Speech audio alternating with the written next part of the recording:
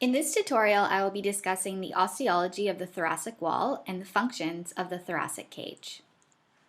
The thorax is the region of the body that we find inferior to the neck and superior to the abdomen. The superior aspect of the thoracic cavity is narrow, and as we descend downwards, it becomes much wider. So as I outline the thorax here, we can see that the widest part of the thorax is the inferior aspect, which I'm outlining right now, and the superior aspect of the thorax is the narrowest part.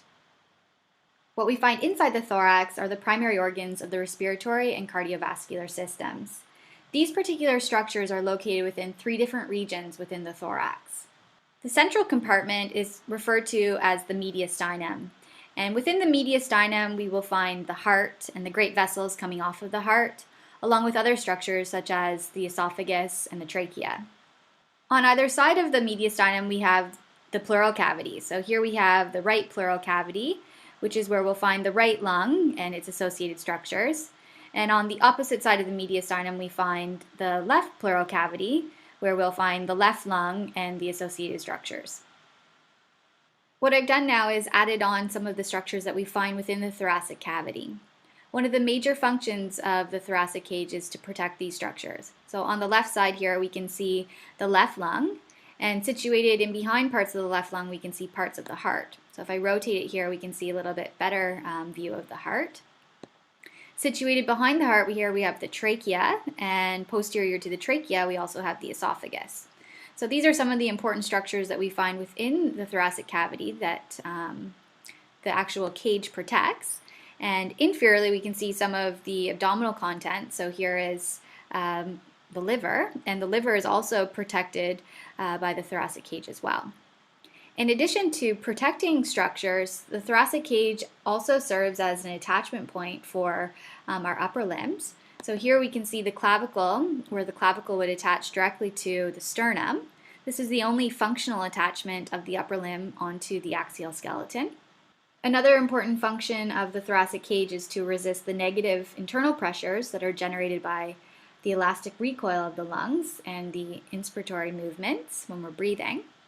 And lastly, of course, like other structures or bony structures in our body, the thoracic cage serves as a major site for muscle attachment. So muscles that aren't only involved in moving the thorax, but also muscles that extend up into our head or that are located on our back or our upper limbs. The skeleton of the thoracic cage consists of 3 major parts. Anteriorly, we have the sternum. Laterally, we have 12 pairs of ribs on either side. And posteriorly, we have the thoracic vertebrae, the 12 thoracic vertebrae. The sternum is considered to be a flat bone, and if we look at it from a lateral view here, we can see that it is really quite flat, and it consists of 3 major parts. So the superior part here is called the manubrium, the intermediate part is the body, and the inferior part is called the xiphoid process. On the manubrium, some of the important bony landmarks is the jugular notch, so this indentation here. There's also a clavicular notch on either side where the clavicles articulate, and the first rib also attaches onto the manubrium. The manubrium articulates with the body at the manubrosternal joint, and along the body we also have notches, which are where the costal cartilages articulate. The inferior aspect of the body articulates with the xiphoid process here at the xiphoid-sternal joint.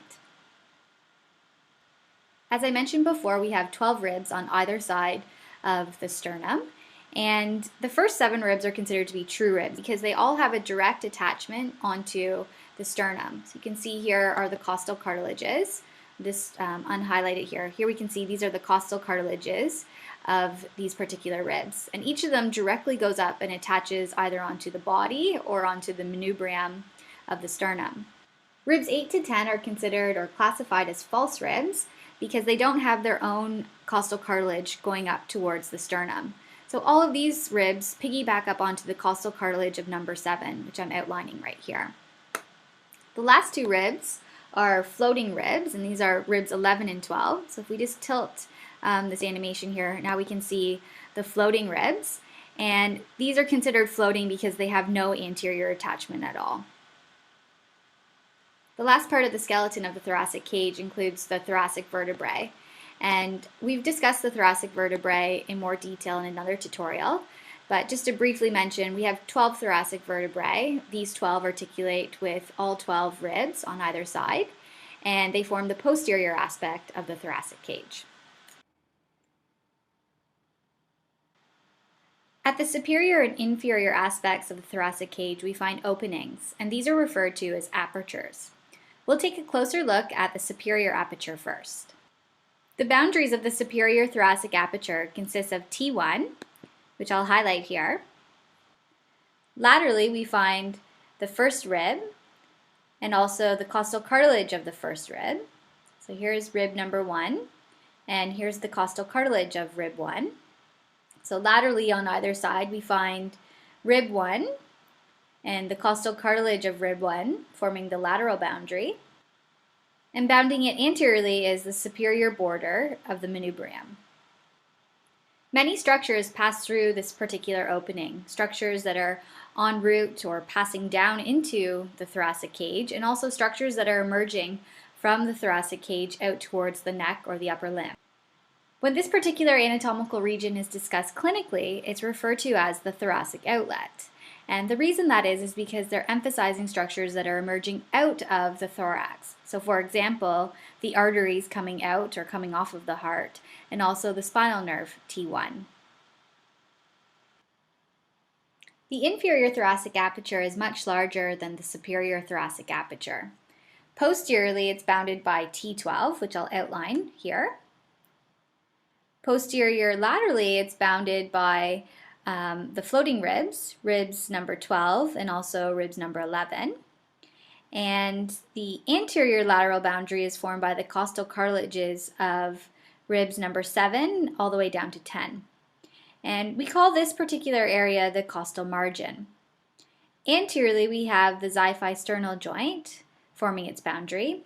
And then if I just go back down, here we have the costal margin again, which is formed by the costal cartilages of ribs 7 to 10. And posterior laterally, we have the ribs 11 and 12. I've now added on the respiratory diaphragm, and what we can see here is that the respiratory diaphragm attaches onto the bony markings and also the cartilages which outline the inferior thoracic aperture. And what it does is it creates a partition or a separation between the thoracic cavity and the abdominal pelvic cavity, which is below. In the next tutorial, we'll focus on other muscles which attach onto the bony thorax.